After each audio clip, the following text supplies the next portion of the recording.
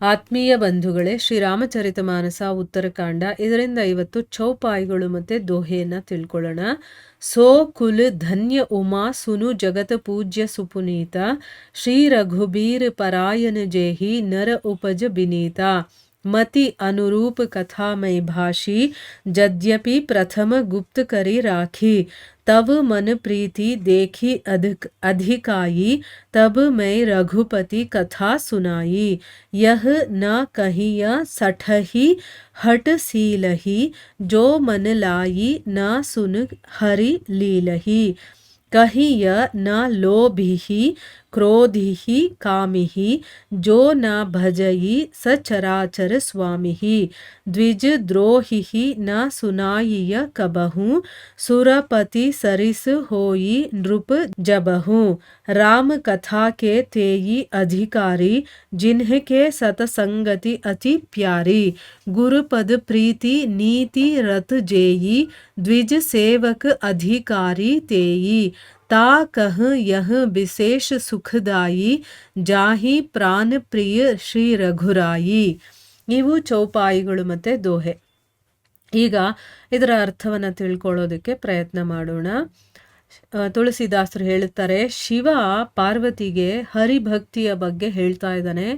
ಅಂದರೆ ಆ ಭಗವಂತನ ಪುಣ್ಯ ಕಥೆಯನ್ನು ನಿರಂತರವಾಗಿ ಭಕ್ತಿ ವಿಶ್ವಾಸದಿಂದ ಯಾರು ಕೇಳ್ತಾರೋ ಅವ್ರಿಗೆ ಮುನಿಗಳಿಗೂ ದುರ್ಲಭವಾಗಿರುವಂಥ ಹರಿಭಕ್ತಿ ಆಯಾಸವಿಲ್ಲದೇನೆ ಸಿಕ್ಕಿಬಿಡುತ್ತೆ ಅಂತಂದ್ಬಿಟ್ಟು ಹೇಳ್ತಾರೆ. ಯಾರಿಗೆ ಶ್ರೀರಾಮನ ಚರಣಗಳಲ್ಲಿ ತುಂಬ ಮನಸ್ಸಿರುತ್ತೋ, ಅವನಲ್ಲಿ ಆ ಪ್ರೀತಿ ಅನುರಕ್ತತೆ ಇರುತ್ತೋ, ಅಂಥ ಮನಸ್ಸು ಯಾರಿಗಿರುತ್ತೋ ಅವನೇ ಸರ್ವಜ್ಞ, ಅವನೇ ಈ ಭೂಮಂಡಲಕ್ಕೆ ಭೂಷಣನಾಗಿರ್ತಾನೆ. ಆಮೇಲೆ ಅವನನ್ನು ಭಜಿಸುವಂಥವ್ರೆ ನೀತಿ ಕೋವಿದರು. ಆಮೇಲೆ ಅವನೇ ಪರಮ ಬುದ್ಧಿಶಾಲಿಯಾಗಿರ್ತಾನೆ, ಮತ್ತು ವೈದಿಕ ಸಿದ್ಧಾಂತಗಳನ್ನು ಚೆನ್ನಾಗಿ ತಿಳ್ಕೊಂಡಿರುವಂಥವನು ಅಂತ ಹೇಳಿ ಯಾವುದಿದ್ರೆ ಧನ್ಯವಾಗಿರುತ್ತದು ಅನ್ನೋದನ್ನು ಕೂಡ ಹೇಳ್ತಾರೆ. ದೇವನದಿ ಗಂಗೆ ಹರಿಯುವಂಥ ದೇಶ ಧನ್ಯ. ಆಮೇಲೆ ಪತಿವ್ರತ ಧರ್ಮವನ್ನು ಆಚರಣೆ ಮಾಡ್ತಾಳಲ್ಲ ಅಂತ ಸ್ತ್ರೀ ಧನ್ಯೆ. ನೀತಿ ನಿಯಮಗಳನ್ನು ಪರಿಪಾಲನೆ ಮಾಡುವಂಥ ರಾಜನೇ ಧನ್ಯ. ಆಮೇಲೆ ತನ್ನ ಧರ್ಮವನ್ನು ಆಚರಣೆ ಮಾಡುವಂಥ ಬ್ರಾಹ್ಮಣನು ಕೂಡ ಧನ್ಯ. ದಾನ ಧರ್ಮಗಳಿಗೆ ವಿನಿಯೋಗವಾಗುವಂಥ ಧನಸಂಪತ್ತುಗಳು ಸಾರ್ಥಕತೆಯನ್ನು ಪಡೆಯುತ್ತೆ. ಆಮೇಲೆ ಪುಣ್ಯ ಕಾರ್ಯದಲ್ಲಿ ತತ್ಪರವಾಗಿರುವಂಥ ಬುದ್ಧಿ ಇದೆಯಲ್ಲ, ಅದು ಪರಿಪಕ್ವವಾಗಿರುತ್ತೆ. ಆಮೇಲೆ ಸತ್ಸಂಗದಲ್ಲಿ ಕಳೆದಂತಹ ಕ್ಷಣಗಳೇ ಧನ್ಯ. ಬ್ರಾಹ್ಮಣರಲ್ಲಿ ಅಖಂಡ ಭಕ್ತಿ ಇರುವಂತಹ ಜನ್ಮನೇ ಧನ್ಯ ಅಂತೆಲ್ಲ ಹೇಳಿದ್ರು. ನಮಗೆ ನೆನಪಿರಲಿ ಅಂತಂದ್ಬಿಟ್ಟು ನಾನು ಇನ್ನೊಂದು ಸರಿ ಇದನ್ನೆಲ್ಲ ಹೇಳಿದೆ. ಈ ರೀತಿ ಶಿವ ಪಾರ್ವತಿಗೆ ಹೇಳ್ತಾನೆ, ಉಮೆ ಕೇಳಿಸ್ಕೋ, ಶ್ರೀರಾಮ ಭಕ್ತಿ ಪರಾಯಣನು ಹುಟ್ಟಿದಂತಹ ವಂಶ ಇದೆಯಲ್ಲ ಅದು ಧನ್ಯ.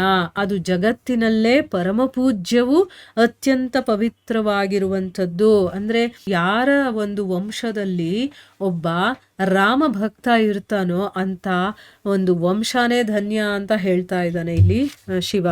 ಆಮೇಲೆ ಮುಂದುವರೆದು ಹೇಳ್ತಾನೆ, ನಾನು ನನ್ನ ಬುದ್ಧಿಗನುಸಾರವಾಗಿ ಈ ಕಥೆಯನ್ನು ಹೇಳಿದ್ದೀನಿ. ಇಷ್ಟರವರೆಗೂ ಕೂಡ ಇದನ್ನು ರಹಸ್ಯವಾಗಿ ಇಟ್ಟಿದ್ದೆ. ಆದರೆ ನಿನ್ನ ಮನಸ್ಸಲ್ಲಿರುವಂತಹ ರಾಮಭಕ್ತಿಯ ಹೆಚ್ಚಳವನ್ನು ನೋಡಿದಾಗ, ನಿನ್ನಲ್ಲಿ ರಾಮಭಕ್ತಿ ದಿನೇ ದಿನೇ ಹೆಚ್ಚಾಗ್ತಾ ಇರೋದನ್ನು ನೋಡಿದಾಗ ನಾನು ಶ್ರೀ ರಘುನಾಥನ ಈ ಕಥೆಯನ್ನು ನಿನಗೆ ವಿವರಿಸಿದ್ದೀನಿ ಅಂತಂದ್ಬಿಟ್ಟು ಶಿವ ಪಾರ್ವತಿಗೆ ಹೇಳ್ತಾನೆ. ಅಂದರೆ ಇಲ್ಲಿ ಅರ್ಥ, ಯಾರಲ್ಲಿ ಭಕ್ತಿ ಇರುತ್ತೋ, ಯಾರಲ್ಲಿ ಆಸಕ್ತಿ ಇರುತ್ತೋ ಕೇಳೋದಕ್ಕೆ, ಅಂಥವರಿಗೆ ಮಾತ್ರ ಈ ರಾಮಕಥೆಯನ್ನು ಹೇಳ್ಬೋದು. ಅಥವಾ ಆ ಸ್ಥಿತಿಗೆ, ಆ ಸ್ಟೇಜ್ಗೆ ತಲುಪಿರ್ತಾರೆ ನೋಡಿ, ಅಂಥವರಿಗೆ ಮಾತ್ರನೇ ಈ ರಾಮಕಥೆಯನ್ನು ಹೇಳಬೇಕು ಅನ್ನೋದು ಕೂಡ ನಾವಿಲ್ಲಿ ಅರ್ಥ ಮಾಡ್ಕೊಳ್ಬೋದು. ಶಿವ ಹೇಳ್ತಾನೆ, ಇಷ್ಟು ದಿವಸ ನಾನು ಇದನ್ನು ತುಂಬ ಗುಟ್ಟಾಗಿಟ್ಟಿದ್ದೆ, ಆದರೆ ಈಗ ನಿನ್ನ ಮನಸ್ಸಲ್ಲಿ ನಿಜವಾಗ್ಲೂ ಭಗವಂತನಲ್ಲಿ ನಿನಗೆ ಆ ಒಂದು ಪ್ರೀತಿ ಭಕ್ತಿ ಅನ್ನೋದು ಹೆಚ್ಚಾಗ್ತಾ ಇರೋದನ್ನು ನೋಡಿ ನಾನು ನಿನಗೆ ಇವತ್ತು ಈ ಕಥೆಯನ್ನು ವಿವರವಾಗಿ ತಿಳಿಸಿದ್ದೀನಿ ಅಂತ ಹೇಳ್ತಾರೆ. ಶಠನಿಗೆ ಅಂದರೆ ಧೂರ್ತ, ಕೆಟ್ಟ ಮನುಷ್ಯರು ಇರ್ತಾರಲ್ಲ ಅಂಥವರು, ಹಠ ಸ್ವಭಾವ ಇರುವಂಥವ್ರು, ಶ್ರೀಹರಿಯ ಲೀಲೆಗಳನ್ನು ಮನಸ್ಸಿಟ್ಟು ಕೇಳದೆ ಇರುವಂಥವ್ರಿಗೆ ಈ ಕಥೆಯನ್ನು ಹೇಳಬಾರದು.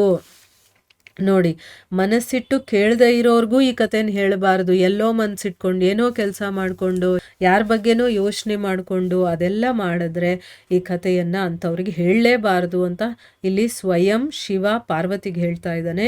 ಮತ್ತೆ ಲೋಭಿಗಳು, ಕ್ರೋಧಿಗಳು, ಕೋಪ ಮಾಡ್ಕೊಳ್ಳೋ ಅಂಥವ್ರು, ಕಾಮಿಗಳು, ಇಂಥವರಿಗೆ ಚರಾಚರ ಸ್ವಾಮಿಯಾದಂತಹ ಶ್ರೀರಾಮನನ್ನ ಭಜಿಸದೇ ಇರುವಂಥವ್ರಿಗೂ ಕೂಡ ಈ ಕಥೆಯನ್ನ ಹೇಳಬಾರದು. ದೇವೇಂದ್ರನಿಗೆ ಸಮಾನವಾದಂತಹ ಐಶ್ವರ್ಯವಂತನ ಆಗಿದ್ರೂ ಕೂಡ, ಅಂದ್ರೆ ಅವನ ಹತ್ರ ಬೇಕಾದಷ್ಟು ಐಶ್ವರ್ಯ ಇರಬಹುದು, ಆದ್ರೆ ಬ್ರಾಹ್ಮಣ ದ್ವೇಷಿಯಾಗಿದ್ರೆ ಅವನಿಗೂ ಕೂಡ ಈ ಪುಣ್ಯಕಥೆಯನ್ನ ಯಾವತ್ತೂ ಹೇಳಬಾರದು. ಸತ್ಸಂಗದಲ್ಲಿ ಅತ್ಯಂತ ಭಕ್ತಿ ಶ್ರದ್ಧೆ ಇರುವಂಥವರೇ ಈ ಕಥಾಶ್ರವಣಕ್ಕೆ ಅಧಿಕಾರಿಗಳು. ನೋಡಿದ್ರ, ಸತ್ಸಂಗಕ್ಕೆ ಯಾರು ಇಂಪಾರ್ಟೆನ್ಸ್ ಕೊಡ್ತಾರೋ, ಅಂದರೆ ಸತ್ಸಂಗ ಅಂತಂದ್ರೆ ಏನು, ಭಗವಂತನ ವಿಚಾರ ಎಲ್ಲಿ ನಡೀತಾ ಇರುತ್ತೋ ಅಲ್ಲಿ ಕೂತ್ಕೊಳ್ಳೋ ಅಂಥವ್ರು, ಅಲ್ಲಿಗೆ ಹೋಗುವಂಥವ್ರು. ಆಮೇಲೆ ಭಗವಂತನ ಒಂದು ಕೆಲಸ ಏನೇ ನಡೀತಾ ಇದ್ರು ಕೂಡ ನಾವು ಸೈಲೆಂಟಾಗಿ ಅದನ್ನು ನೋಡಬೇಕು, ಕೇಳಬೇಕು, ಅದನ್ನು ಕೇಳಿಸ್ಕೊಳ್ಳುವಂಥ ಒಂದು ಮನಸ್ಥಿತಿ ನಮ್ದಾಗಿರಬೇಕು. ಅಲ್ಲೂ ಹೋಗ್ಬಿಟ್ಟು ಐಹಿಕದ ಬಗ್ಗೆನೇ ಮಾತಾಡ್ತಾ ಇರ್ತಾರಲ್ಲ ಅಂಥವರು ಕೂಡ ಈ ಕಥಾಶ್ರವಣಕ್ಕೆ ಅಧಿಕಾರಿಗಳಲ್ಲ. ಅದಕ್ಕೆ ಇಲ್ಲಿ ಸತ್ಸಂಗದಲ್ಲಿ ಅತ್ಯಂತ ಭಕ್ತಿನೂ ಇರಬೇಕು, ಶ್ರದ್ಧೆನೂ ಇರಬೇಕು. ಅಂಥವರು ಈ ಕಥಾಶ್ರವಣಕ್ಕೆ ಅಧಿಕಾರಿಗಳು.